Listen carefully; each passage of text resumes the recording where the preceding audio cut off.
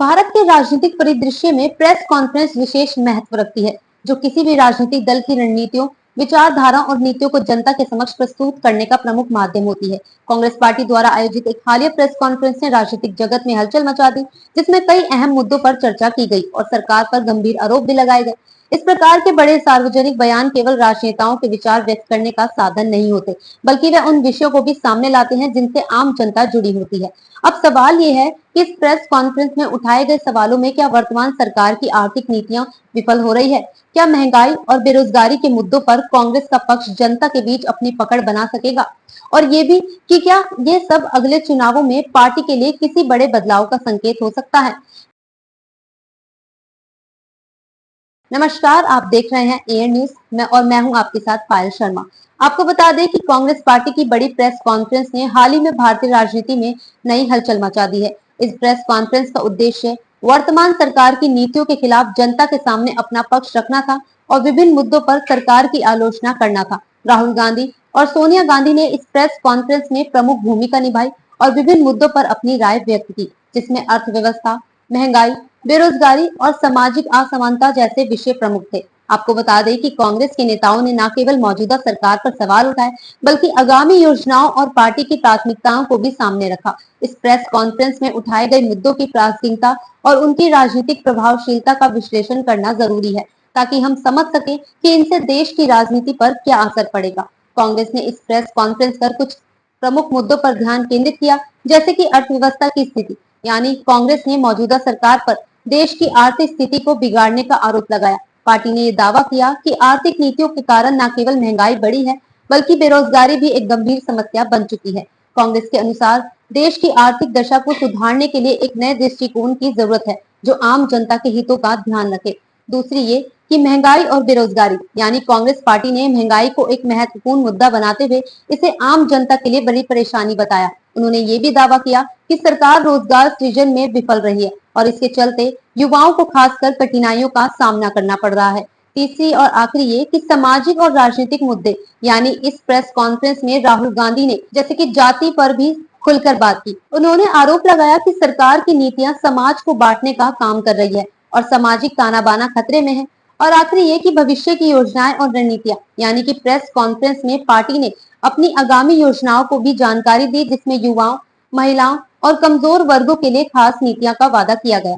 कांग्रेस ने यह भी बताया कि वे किस तरह से आगामी चुनावों में अपनी नीतियों को लागू करेंगे। अगर हम सरल भाषा में कहें तो कुल मिलाकर इस प्रेस कॉन्फ्रेंस का उद्देश्य सिर्फ और सिर्फ सरकार की विफलताओं का उजागर करना और कांग्रेस की नीतियों के प्रति लोगों का समर्थन प्राप्त करना था। और साथ ही आपको ये भी बता दें कि भारतीय राजनीति में कई ऐसे मौके आए हैं जब किसी प्रेस कॉन्फ्रेंस या राजनीतिक बयान ने देश की दिशा बदल दी हो। उदाहरण के लिए 1975 में इमरजेंसी की घोषणा, 1991 में आर्थिक उदारीकरण की शुरुआत और 2013 में लोकपाल बिल पर बहस सभी ऐसे क्षण थे जो एक प्रेस कॉन्फ्रेंस या राजनीतिक बयान के माध्यम से देश में नई बहस की शुरुआत करते हैं। इन घटनाओं का वर्णन और विश्लेषण करते हुए हम समझ सकते हैं कि कैसे राजनीतिक दल समय समय पर प्रेस कॉन्फ्रेंस के माध्यम से जनता को प्रभावित करने का प्रयास करते हैं। आप सभी पत्रकार साथियों को मेरा नमस्कार। आज की प्रेस वार्ता में किसी परिचय की मोहताज नहीं है। हमारे बीच में विश्व में कुश्ती के मैदान में भारत का परचम लहराने वाली हरियाणा की विधायक विनेश फोगाट जी आज मेरे साथ हैं। साथियों, बेटी बचाओ का नारा देने वाले देश के प्रधानमंत्री उत्तर प्रदेश के जिस संसदीय क्षेत्र वाराणसी से चुनकर आते हैं, ये उसी वाराणसी की एक बेटी की आप बीती है। बेटी का नाम रोशनी जायसवाल है। बेटी को एक शख्स जिसका नाम सैफरन राजेश सिंह, 4 साल से इस बेटी का पीछा करना, धमकियां देना, बलात्कार की धमकियां देना की हिम्मत दिखा रहा था। आज सैफरन राजेश सिंह आजाद घूम रहा है और बेटी का परिवार जेल में है, बेटी 9 साल के बच्चे बूढ़े माँ बाप के साथ आंसुओं में दर दर की ठोकरें खा रही है, अपनी सुरक्षा और न्याय की गुहार लगा रही है। मैं वाराणसी की इस बेटी रोशनी जायसवाल की एक अपील हम तक पहुंची है। मैं चाहूंगी उसकी अपील को आपके माध्यम से देश के सामने रखा जाए, क्योंकि ये आंसू, ये डर, ये असुरक्षा, ये न्याय की गुहार सिर्फ एक नहीं, आज देश की अनेकों बेटियां लगा रही हैं।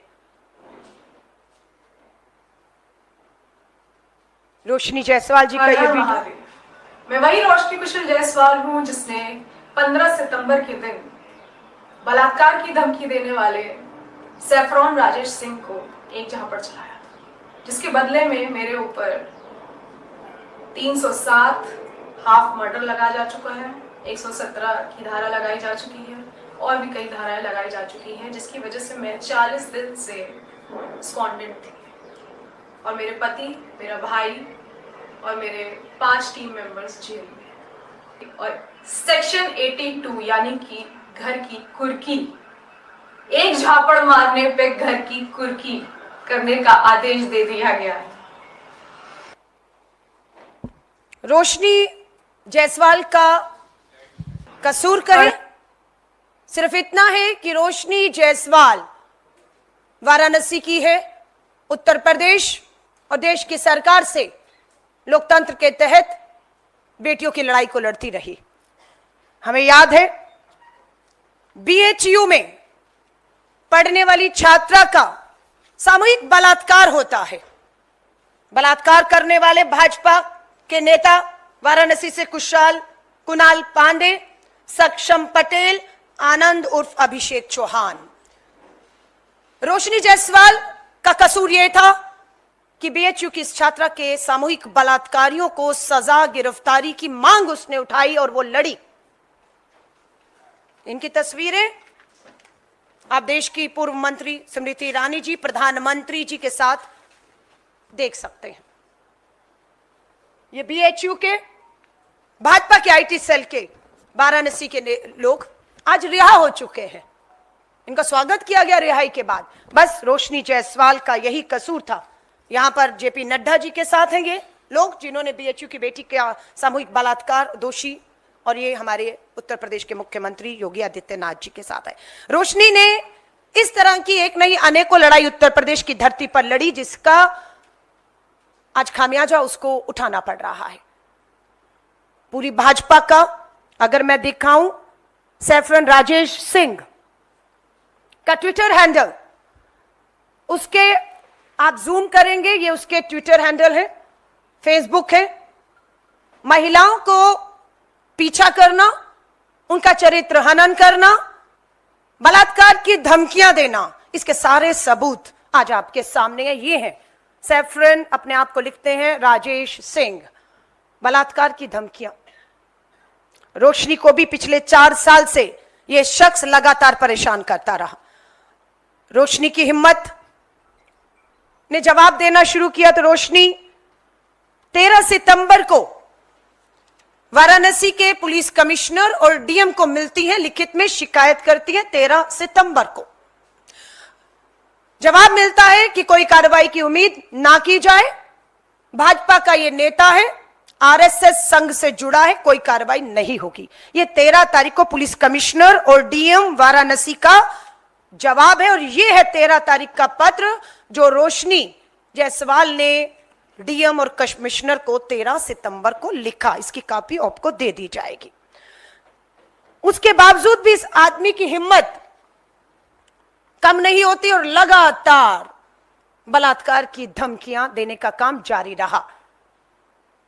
रोशनी जायसवाल का कसूर यह था कि इसने ठाना कि मैं इसके घर जाकर इसकी परिवार की महिलाओं से बात करूंगी और ये जो बलात्कार की धमकियां दे रहे हैं उनके परिवार की महिलाओं को दिखाकर इस शख्स को शर्मसार करने का एक प्रयास था उसका। रोशनी जायसवाल अपने पति, अपने भाई और 5 साथियों के साथ इसके परिवार की महिलाओं को इसकी सच्चाई दिखाने की इस तरह की धमकियां मिल रही हैं, गई, ये उसका अपराध था। दोनों में हाथापाई हुई दोनों तरफ से। रोशनी जायसवाल ने गुस्से में कार्रवाई ना होते हुए देखकर पुलिस प्रशासन सत्ता के सामने दबाव में झुका दिखकर उसने सिर्फ गलती ये की कि सैफरन राजेश सिंह को 2 थप्पड़ मारे। 2 थप्पड़। दूसरी तरफ राजेश सिंह सैफरन क्या कर रहा है? बलात्कार की 4 साल से धमकियां, जीना दुश्वार, चरित्र हनन, सरेआम सबूत है, कोई कार्रवाई नहीं। रोशनी जायसवाल 15 तारीख को इनके घर पहुंचती हैं और 7 बजे थाने जाकर अपनी शिकायत दर्ज करती हैं, एफआईआर दर्ज करती हैं। ये रोशनी जायसवाल ने 7 बजे उसी दिन जाकर एफआईआर दर्ज की, इस उम्मीद से कार्रवाई होगी। पुलिस ने सैफरन राजेश सिंह आरएसएस भाजपा का इस नेता को थाने बुलाया। पूरी भाजपा के नेता पहुंच गए उसके समर्थन में, उसे बचाने, जो हर बार होता है। हम कहते आए हैं कि या तो सरकार में इन अपराधियों की भागीदारी है या सरकार का, भाजपा के सरकार का समर्थन इन्हें मिलता आया है, इसलिए इनकी हिम्मत होती है इतनी कि सरेआम बलात्कार की धमकियां देते हैं। वही हुआ। थाने में भाजपा के नेता पहुंचे, फोन पहुंचे पीएमओ से, सैफरन राजेश सिंह को घर भेज दिया गया। लेकिन रोशनी जायसवाल के पति को, उसके भाई को, उसके 5 साथियों को ठीक उसी दिन जेल भेज दिया गया है। आज 40 दिन से ऊपर हो गए हैं। रोशनी जायसवाल न्याय मांग रही है, अपने 9 साल के बच्चे के साथ, बूढ़े मां बाप के साथ न्याय मांग रही है। पति 40 दिन से जेल में, सगा भाई 40 दिन से ऊपर हो गए जेल में, 5 साथी जेल में, और खबर मिलती है उनके साथ मारपीट की जा रही है, उनके साथ बुरी तरह बर्बरता से पीटा जा रहा है। रोशनी जायसवाल, उसके बूढ़े मां बाप ने हमसे गुहार लगाई कि अभी 27 अक्टूबर को ही लखनऊ में पुलिस हिरासत में मोहित पांडे की पीट पीट कर हत्या कर दी गई है।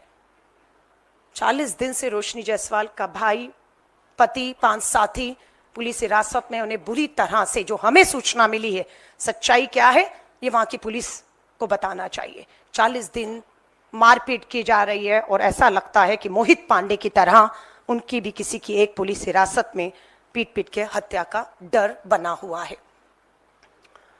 हम एक टीवी चैनल को कल देखा,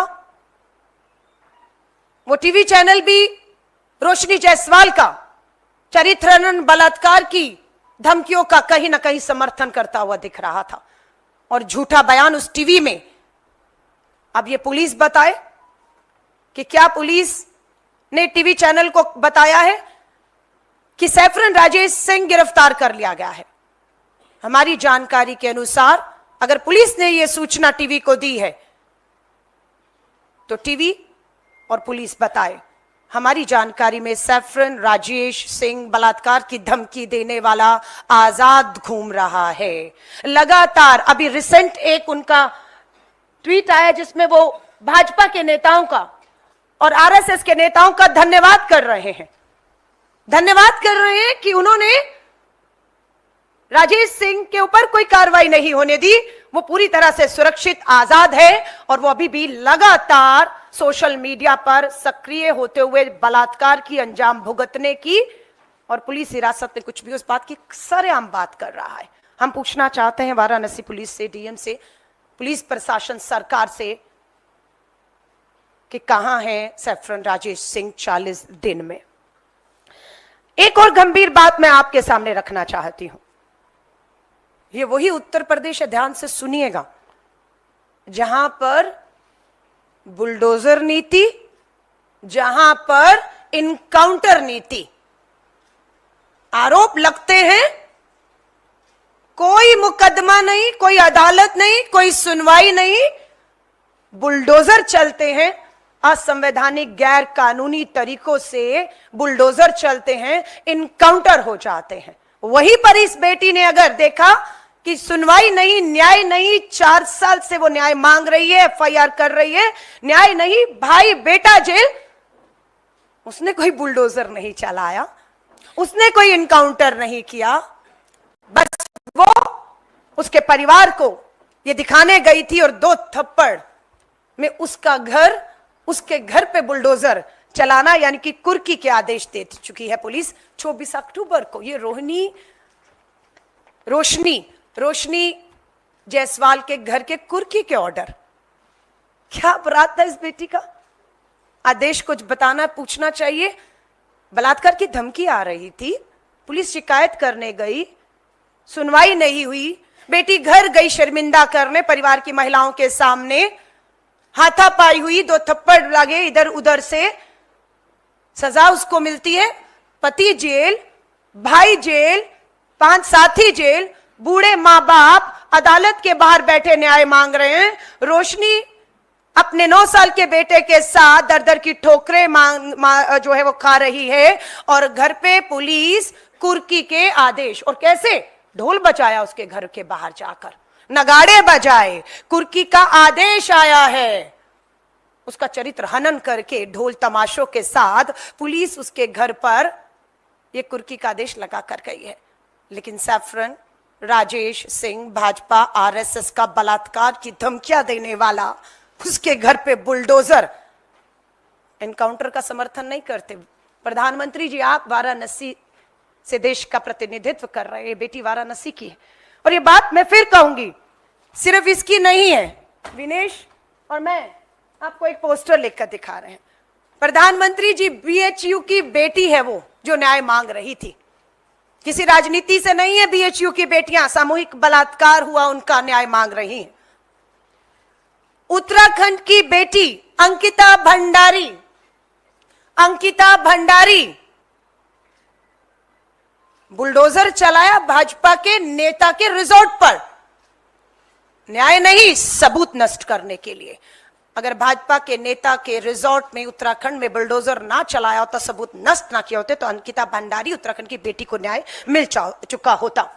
प्रज्वल रेवन्ना एक मामला नहीं है। देश के प्रधानमंत्री जी प्रज्वल रेवन्ना के लिए लोकसभा में कर्नाटक की हासन सीट में प्रचार प्रसार करते हैं, वोट मांगते हैं। कहां है वो प्रज्वल रेवन्ना? आज कर्नाटक की जेल में है। क्या आरोप थे? मास रेपिस्ट है, मास रेप के आरोप थे। विदेश भागा, देश लाया गया, कर्नाटका की जेल में, जिसके लिए प्रधानमंत्री जी आप वोट मांगने गए थे। और मुझे ये बताते हुए तसल्ली होती है कि प्रज्वल रेवन्ना का प्रचार प्रसार करने के बाद भी प्रधानमंत्री जी आदि आबादी ने आपके मास रेपिस्ट के आरोपी प्रज्वल रेवन्ना को चुनाव हरा दिया। हमारी बेटी बैठी है विनेश फोगाट, साक्षी मलिक न्याय मांगती रही। दिल्ली पुलिस की हिम्मत नहीं हुई, ठीक उसी तरह जिस तरह से आज वाराणसी उत्तर प्रदेश की हिम्मत नहीं हो रही, एफआईआर नहीं होने दी। सुप्रीम कोर्ट जाना पड़ा बेटियों को, तब एफआईआर होती है भाजपा के पूर्व सांसद ब्रजभूषण शरण के खिलाफ।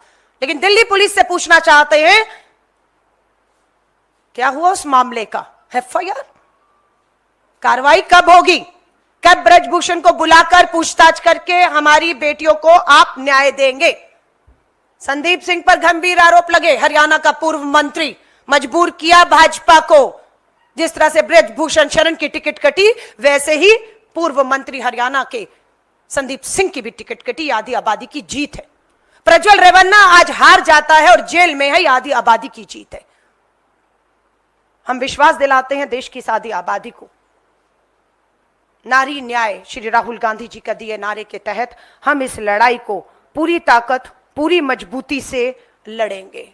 मैं अब आमंत्रित करती हूं मेरी साथी हरियाणा की विधायक विनेश फोगाट जी अपनी बात को रखें।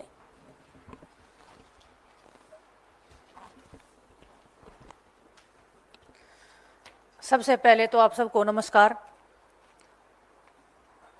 मैं धन्यवाद देती हूँ आपका कि आप महिलाओं के इस मुद्दे पे इतनी संख्या में आप आए हैं, हमारी बात को सुनने, हमारी बात को देश तक पहुँचाने के लिए। एक महिला होने के नाते, एक बेटी होने के नाते, एक खिलाड़ी होने के नाते और आज एक विधायक होने के नाते मैं हर एक उस महिला को ये विश्वास दिला सकती हूँ कि जो लड़ाई हमने सड़क से लेके स्टार्ट की थी, उस लड़ाई को लड़ने के लिए आपके बीच में मैं विधानसभा में पहुँच गई हूँ। कोई भी बहन और कोई भी बेटी जिसको ये लग रहा है उनके साथ में गलत हो रहा है, उसके साथ में हम खड़े हैं, पूरा समाज खड़ा है। आपको हिम्मत हारने की जरूरत नहीं है। आपके साथ में जैसे हमारे साथ में पूरा देश खड़ा था, आज रोशनी जायसवाल की बात नहीं है, हर उस महिला की बात है जो गलत के खिलाफ में आवाज उठाती है, उसका चरित्र हनन किया जाता है। वो ये नहीं देखा जाता, बीजेपी के आईटी सेल द्वारा ये नहीं देखा जाता कि ये खिलाड़ी हैं, ओलंपिक के मेडलिस्ट हैं, ओलंपिक में खेलने गए हैं, देश का प्रतिनिधित्व किया है, देश के लिए मेडल जीते हैं। जब मैं ओलंपिक्स में जा रही थी तब भी मेरा उतना ही मेंटल हरासमेंट किया जा रहा था जितना आज रोशनी जायसवाल का किया जा रहा है, सिर्फ इसीलिए क्योंकि हम उन ताकतवर लोगों के खिलाफ बोलने की हिम्मत बनाए रखते हैं। बोलने की हिम्मत है, लड़ने का जज्बा है, उसको तोड़ने के लिए कैसे एक महिला के विचारों को, उसकी भावनाओं को, उसकी हिम्मत को तोड़ा जाए, वो बीजेपी से अच्छा कोई नहीं जानता है और हमसे अच्छा कोई नहीं जानता है, क्योंकि हमारे साथ में भी वो किया जा चुका है, किया जा रहा है। मैं आप सबके माध्यम से बताना चाहती हूँ, ब्रजभूषण का जो केस था वो आज भी कोर्ट में चल रहा है। पूरे देश में ये बातें फैलाई गई हैं कि ये केस बिल्कुल झूठा था, गलत था, बिल्कुल ऐसी बात नहीं है। वो केस आज भी कोर्ट में है। 6 महिलाओं ने उनके खिलाफ में एफआईआर की हुई है। 1 महिला के बयान दर्ज हो चुके हैं, कोर्ट में पूरी गवाही हो चुकी है। 5 जो महिलाएं हैं, जो लड़कियां हैं, उनकी अभी बाकी है। वो केस हम अंत तक लेके जाएंगे, लेकिन हमें हर तरीके से तोड़ने की, हमारे खिलाफ में नैरेटिव बनाने की कोशिश की जा रही है, की जाती रहेगी। लेकिन मैं आपको विश्वास के साथ में कह सकती हूं कि हम सीना तान के खड़े हैं ऐसे दुराचारियों के खिलाफ में, ऐसे ताकतवर लोगों के खिलाफ में। मैं पूरे देशवासियों से, प्रधानमंत्री जी से, हर एक उस भारतीय नागरिक से पूछना चाहती हूं कि रोशनी जायसवाल का गुनाह क्या था। सिर्फ इतना कि जो उसको अब्यूज मिल रहा है सोशल मीडिया के माध्यम से, जो हर एक महिला को फेस करना पड़ता है, वही रोशनी जायसवाल फेस करी थी। लेकिन एक सब्र का जो एक बांध होता है वो कई बार एक महिला का भी और किसी भी नागरिक का टूट जाता है जब ये 4 साल तक जब वो बर्दाश्त कर रही है। महिलाओं को धमकी देने वाला और जो मेरे संज्ञान में आया है, ये सिर्फ रोशनी जायसवाल को नहीं, एक भी सिंगल महिला को इस आदमी ने नहीं छोड़ा है उसके खिलाफ में गलत टिप्पणी करने के अलावा, या उसके खिलाफ में कोई भी गलत बात नहीं की हो उसने सोशल मीडिया के ऊपर। आज बात यह नहीं है कि रोशनी जायसवाल कांग्रेस की पदाधिकारी है या वो कांग्रेस पार्टी में है। बात यह है कि वो एक महिला है और वो गलत के खिलाफ आवाज उठा रही हैं, वो अपनी आवाज को पुरजोर तरीके से रख रही हैं। गुनाह सिर्फ इतना है कि वो महिला है और वो लड़ना जानती है, ये उसका गुनाह है। रोशनी को लगातार राजेश, भगवा राजेश, और भगवा का आप मतलब समझते हैं, मुझे बताने की जरूरत नहीं, पूरे देश को पता है। उसका नाम जो है सैफरन राजेश है, बलात्कार की धमकियां दे रहा है। ना तो भाजपा की सरकार ने या ना यूपी सरकार ने, ना यूपी की पुलिस ने अभी तक कुछ बोला है। भगवा के भेष में छिपे हुए राजेश जैसे जो ये लोग हैं, जो सरकार के संरक्षण में पड़ रहे हैं, ऐसे बदमाशों पे क्या कभी कोई कार्रवाई हो सकती है? क्या हम एक उम्मीद की नजर से देख सकते हैं कि महिलाओं के खिलाफ में जो अपराध हो रहे हैं उसके खिलाफ में हमारी सरकार कुछ करेगी? मुझे बहुत कम उम्मीद है, आस और उम्मीद बहुत कम है। लेकिन मैं उस छोटी सी उम्मीद के ऊपर मैं पूरे देशवासियों को बोलना चाहती हूं कि उम्मीद को जिंदा रखना। आपके सामने रोशनी जायसवाल जैसी, विनेश फोगाट जैसी, साक्षी मलिक जैसी बेटियां सामने खड़ी हैं लड़ने के लिए। अभी हाल फिलहाल में उस केस की मुझे ज्यादा अभी मैं कोशिश कर रही हूं डिटेल निकालने की, लेकिन हरियाणा में भी एक एसपी के ऊपर 6-7 महिलाओं ने लेटर लिख के मुख्यमंत्री जी को बोला है कि हमारे साथ में गलत हुआ है। और मैं दावे के साथ कह सकती हूं कि आने वाले टाइम में उन लड़कियों से ये बयान लिखवाया जाएगा या उनसे बुलवाया जाएगा कि ये हमने नहीं किया है। उनको दबाने की हर पुरजोर कोशिश की जाएगी और हमें पता है कैसे दबाया जाता है, क्योंकि हमने वो पीड़ा से हम गुजरे हैं, उस दर्द से हम गुजरे हैं, उस लड़ाई से हम 2 साल से गुजर रहे हैं। कैसे दबाया जाता है और कैसे दबाया जाता है उसका पूरा अंदाजा हमें है। और मैं फिर भी आप सबके माध्यम से मैं उन बहनों को कहना चाहती हूं कि आपकी ये बहन सड़क से लड़ाई लड़के विधानसभा में आपकी आवाज उठाने के लिए वहां तक पहुंची है। अगर आपको ये लगता है कि कोई आप पे दबाव दे रहा है, कोई आपको डराने की कोशिश की जा रही है, या कोई आपको बोल रहा है कि आप ये चीजें लिख दो, ये सब गलत है, तो मैं आपको विश्वास के साथ में कह सकती हूँ आपको एक फोन कॉल की जरूरत है बस। आप एक फोन कॉल लगाएंगे, हम आपकी लड़ाई आप बोलोगे हमें सड़क पे बैठ के लड़ाई लड़नी है, वो लड़ाई हम लड़ेंगे। आप बोलोगे कि हमारी आवाज को पुरजोर तरीके से उठाए, हम उस लड़ाई को अंत तक लेके जाएंगे। तो मैं सभी देशवासियों से एक अपील करना चाहती हूं आपके माध्यम से, ये जो 50% जो आबादी हमारे हिंदुस्तान में है, ये महिलाओं की, इसकी ताकत शायद प्रधानमंत्री जी भूल सकते हैं, शायद गृह मंत्री जी भूल सकते हैं, शायद ब्रजभूषण जैसा अपराधी भूल सकता है, लेकिन हम महिलाएं अपनी ताकत को नहीं भूली हैं। हम लड़ेंगे।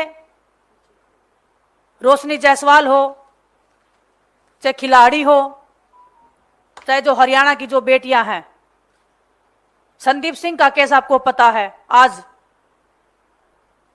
आज भी वो बेटी को दबाने के लिए, उनको मरवाने का भी प्रयास किया गया था पूर्व में। उनकी आवाज उठाने के लिए मैं पूरे समाज को कहना चाहती हूँ कि हमें इस बेटी को, रोशनी जायसवाल को न्याय दिलाने के लिए साथ में खड़ा होना पड़ेगा। हर एक बेटी को न्याय दिलवाने के लिए। और सिर्फ ये आवाज उठाने की बात ये नहीं है कि हम एक महीना आवाज उठा के चुप हो जाए। उस लड़ाई को अंत तक लेके जाने के लिए हमें साथ में मिलकर लड़ाई लड़नी पड़ेगी। आप सबको साथ में खड़ा होना पड़ेगा।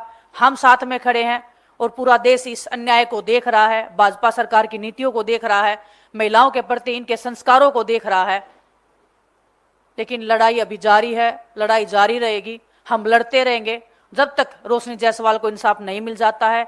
उसके खिलाफ में जिन लोगों ने ये अभद्र टिप्पणियां की हैं, उनको सजा नहीं मिल जाती है। हम लड़ाई लड़ेंगे और अंत तक इस लड़ाई को लेके जाएंगे। आप सबका बहुत बहुत धन्यवाद। आप सब यहाँ पे आए, हम महिलाओं के अधिकारों की लड़ाई लड़ने के लिए आप यहाँ पे बैठे हैं सब लोग। आप सबका धन्यवाद। और अलका जी अभी आप सबको विनेश फोगाट जी ने कहा कि पहले बेटियां हिम्मत दिखाती हैं एफआईआर की, उसके बाद कार्रवाई नहीं होती, दबाव होता है कि आरोप एफआईआर वापस लीजिए। ठीक है, एक ऐसा वाक्य हिमाचल के अंदर हुआ। हिमाचल के विधायक का नाम हंसराज है। आरोप लगाने वाली बेटी उसी विधानसभा के भाजपा के बूथ अध्यक्ष की बेटी, जिसने हिमाचल में जाकर थाने में एफआईआर दर्ज कराई कि हंसराज उसे अश्लील वीडियो फोटो मोबाइल पर भेजता है। बेटी ने हिम्मत दिखाई। भारतीय राष्ट्रीय महिला कांग्रेस की अध्यक्ष हूं, नहीं देखा बेटी किन पार्टियों से है, रोशनी जायसवाल की बात हो या इस बेटी की बात हो। न्याय दिलाने के लिए मैं खुद हिमाचल पहुंची। एफआईआर दर्ज हो चुकी थी हंसराज के खिलाफ, भाजपा के विधायक, लेकिन बेटी पर इतना दबाव बना पूरी भाजपा के द्वारा कि बेटी अगले दिन आकर कहती है मैं अपनी शिकायत वापस लेती हूं। दिल्ली में भाजपा के शीर्ष नेतृत्व ने आपस में बैठ करके इस मामले को सुलटाने की बात कही है। बेटी के मोबाइल पर अश्लीलता फैलाने वाले भाजपा के विधायक और बेटी बूथ अध्यक्ष की, भाजपा की बूथ अध्यक्ष की बेटी है। मैं उसके लिए भी लड़ी और सुनिश्चित किया कि बेटी ने दबाव में एफआईआर नहीं कराई थी, बेटी दबाव में अपनी शिकायत वापस ले रही है। जिस तरह की बात अभी हरियाणा में एक अधिकारी के खिलाफ 7 महिलाओं ने हिम्मत दिखाई है, बिल्कुल कहा जा रहा है उनकी नौकरियों को खतरा होगा, हर तरीके से प्रशासन सरकार दबाव बनाएगा और यहां पर भी एफआईआर वापस लेने की बात कही जाएगी। अब देखना यह है कि रोशनी जायसवाल की घर की कुर्की पुलिस हिरासत में उसके पति, सगे भाई, 5 लोगों की मोहित पांडे की तरह कुछ होता है उसके सामने, और या फिर सैफरन राजेश सिंह भाजपा आरएसएस के नेता की गिरफ्तारी होती है। सबूत बहुत है, एफआईआर हो चुकी है। 15 सितंबर से अभी तक वो आजाद घूम रहा है और धन्यवाद कर रहा है भाजपा आरएसएस के नेताओं का कि उस पर आज भी नहीं आई। लेकिन आरोप लगाने वाली बेटी का पूरा घर बर्बाद करने पर पूरी भाजपा, पुलिस, प्रशासन, सरकार लग चुकी है। और मकसद है देश की बेटियों की हिम्मतों को तोड़ना, जो कहीं ना कहीं न्याय मांग रही हैं। विनेश ने अपनी बात में, और मैं देश की उन हजारों बेटियों को जो अदालतों के चक्कर काट रही हैं, न्याय मांग रही हैं, हम उन्हें विश्वास दिलाते हैं कि राजनीतिक मंचों पर हो, कानूनी तरीके से हो, आर्थिक तरीके से हो, बड़े से बड़े वकील मुहैया कराने हो, बेटी कोई भी हो, कहीं से भी हो, फर्क नहीं पड़ता, हम मिलकर उसकी लड़ाई लड़ेंगे और उसे न्याय का हक मिलने तक उसके साथ कंधे से कंधा मिलाकर खड़े रहेंगे। ये विश्वास हम अपनी देश की आधी आबादी, अपनी बेटी, अपनी बहनों को दिलाना चाहते हैं आज। धन्यवाद। हाँ, विनेश कुछ कहना चाहती है? बस मैं एक बात आप सबके बीच में बोलना चाहती हूँ कि रोशनी जायसवाल के घर पे जब कुर्की का आदेश आया है तो मैं पूछना चाहती हूँ, जब कहाँ थे ये कुर्की वाले जब ब्रजभूषण के खिलाफ में इतनी खिलाड़ी लड़कियां जब सामने बैठी थी, उसके घर पे आज तक कुर्की का कोई आदेश नहीं आया है। हम इंतजार कर रहे हैं कि वो जो बुलडोजर नीति है जो गैर संवैधानिक तरीके से की जाती है, जो उनके खिलाफ में जो भगवा पहन के जो करते हैं वो उनके खिलाफ में कोई कार्रवाई नहीं की जाती है। लेकिन जब कोई न्याय के लिए लड़ाई लड़ता है उसका चरित्र हनन किया जाता है। लेकिन जो अपराधी के खिलाफ में आवाज उठाई जाती है उसके घर की कुर्की का हम इंतजार कर रहे हैं कि उसके घर की कुर्की और उसके घर के ऊपर बुलडोजर कब चलाया जाएगा। धन्यवाद आप सबका। आप पत्रकार साथियों का कोई सवाल? अलका जी, आपसे सवाल है इधर आपके लेफ्ट में। इधर आपने जो बात इशू उठा रहे हैं, इसी तरीके का एक मामला झारखंड में सामने आया है, जहां कांग्रेस की और जेएमएम की सरकार के मंत्री इरफान अंसारी पे आरोप लगा, और माफ़ी के साथ कहना चाहूँगा उस शब्द का इस्तेमाल करना पड़ रहा है मुझे, कि सीता सोरेन जो बीजेपी की उम्मीदवार है उनको रिजेक्टेड माल कह के इरफान अंसारी ने संबोधित किया मीडिया से बात करते हुए। सीता सोरेन ने बाकायदा इस पर एफआईआर रजिस्टर्ड कराई है और अब ये मामला और तूल पकड़ रहा है। इस पर आप लोगों की प्रतिक्रिया क्या है? आपकी पार्टी इस पर कोई एक्शन लेगी क्या? देखिए, मैं आपको फिर विश्वास दिला रही हूं, पार्टी के भीतर का आदमी हो, पार्टी के बाहर का आदमी हो, राजनीतिक हो, गैर राजनीतिक हो, अपराध को अपराध के नजरिए से देखा जाना चाहिए। कानून में जो धाराएं हैं कि अब अगर आपने वर्बली कुछ कहा है, फिजिकली हार्म पहुंचाया है, हर तरीके का कानून खुद कांग्रेस राज में जो है वो निर्भया के बाद जस्टिस वर्मा आयोग की सिफारिशों के आधार पर कानून है। मैं बिल्कुल इस बात के लिए कभी हम समर्थन नहीं करते, चाहे वो इरफान अंसारी हो, महिला किसी पार्टी की ये हो, हम पूरी तरह से इसकी निंदा, इसका विरोध और इस पे कानूनी कार्रवाई की मांग करते हैं। अभी झारखंड में आचार संहिता चुनाव चल रहा है, स्वाभाविक है 23 को परिणाम आएंगे नवंबर में और उसके बाद एक सरकार बनेगी, और हम इस मामले में क्या कानूनी कार्रवाई होती है, क्या सजा होनी चाहिए कानून के तहत, निष्पक्षता से चले मामला, ये हम भी अब सुनिश्चित करेंगे। धन्यवाद।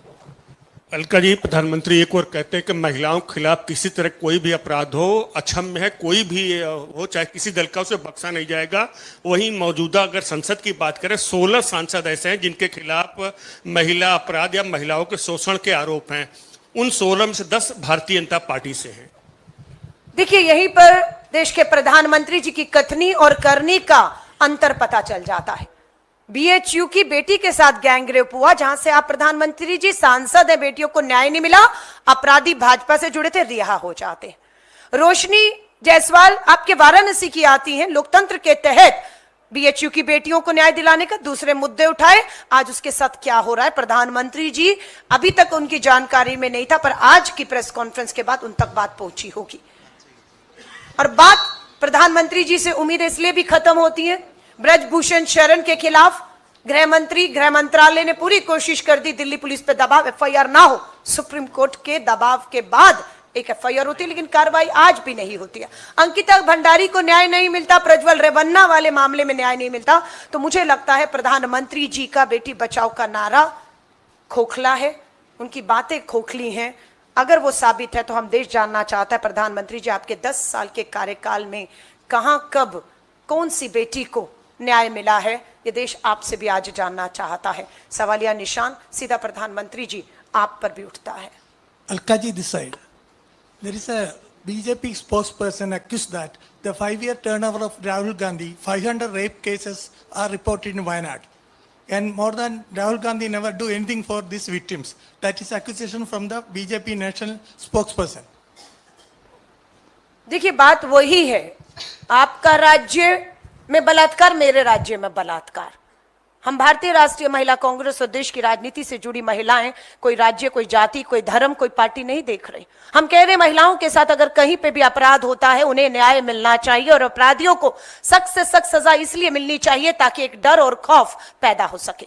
आपने वायनाड की बात की, लेकिन हमें इस बात पे अब खुशी और गर्व है कि एक वायनाड को एक महिला सांसद मिलने वाली है, और ये महिला सांसद सिर्फ वायनाड की आवाज नहीं बनेगी। ये महिला सांसद प्रियंका गांधी वाड्रा देश की संसद में इस आदि आबादी के साथ हो रहे अन्याय, अत्याचार और इस तरह का जो खौफ और डर आंसुओं में बेटी है, उन्हें भी न्याय दिलाने का काम करेंगी, ये मुझे पूरा विश्वास है। धन्यवाद।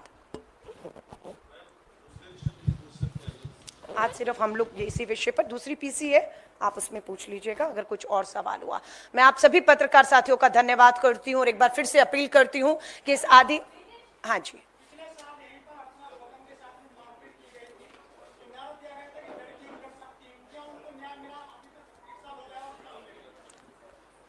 कहां मामला दर्ज है उनका, कौन से राज्य में, कहां पर?